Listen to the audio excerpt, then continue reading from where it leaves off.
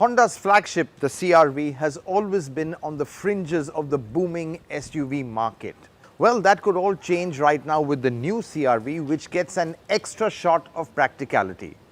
Well, actually 2 shots of practicality, because it gets a diesel engine and an extra row of seats. Yes, this is the CR-V diesel 7-seater, and we are here in the Philippines on this rather wet day to see what it's all about.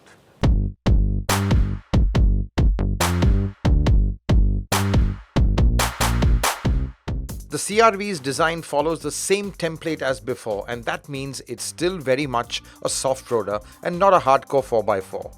But the new car has grown bigger and sits taller on those smart 18-inch alloys. Well, driving the CR-V, that's one thing, but I think in this one, the practicality, that's what's been improved. It's a 7-seater. Let's see what the space like is in the back. Well, I'm in the middle row of the CR-V, and I have to say it is just very, very comfortable and smacks of Honda's ingenuity when it comes to packaging.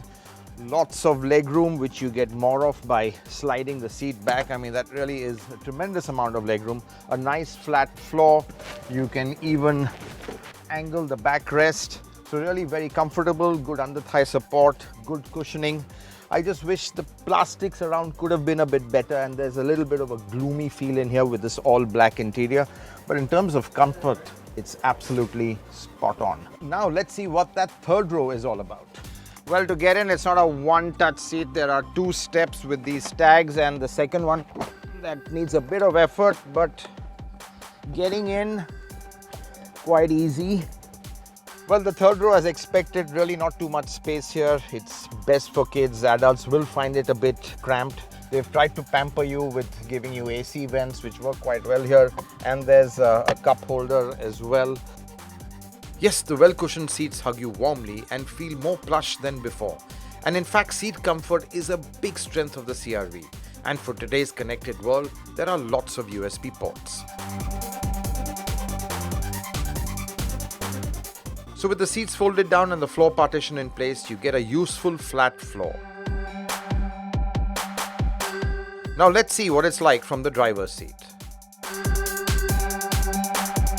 CR-V's cabin's been completely redesigned, and the standout feature for me is the way they have carved out so much space, so much practicality in here.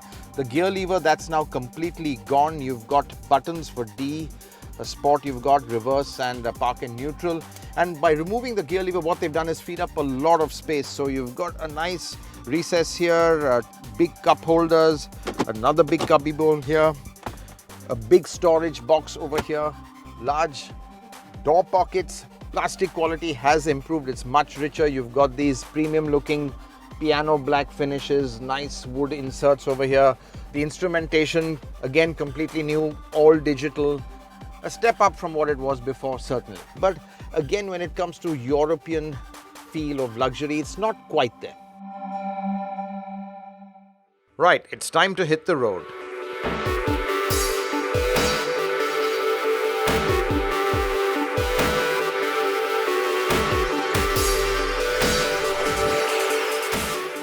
Now the big question is, does this 1.6 litre single turbo diesel pack enough punch?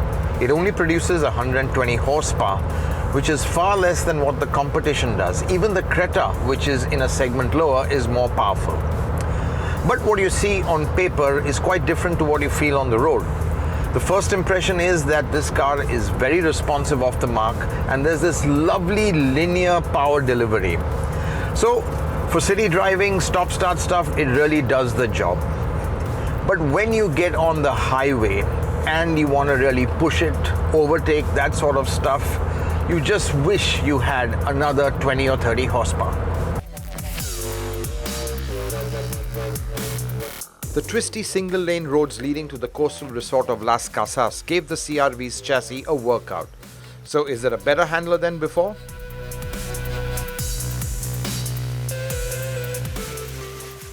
What's distinctly improved is the ride and handling. The new CR-V has a much more mature feel about it. It's much better planted on the roads. The steering, it gives you a lot more confidence. It's more engaging, it's more accurate. It likes to dive into the odd corner quite eagerly. Just wish it had more power to exploit the chassis. It's on the single lane roads with oncoming traffic that the CR-V's power deficit is most felt, and you really have to use the paddles to extract all the grunt from the engine. What works really well is the 9-speed automatic that's going to be standard on the diesel CR-V. There's no manual option at all. But this automatic, it's smooth, it's responsive, and you're in the right gear at the right time.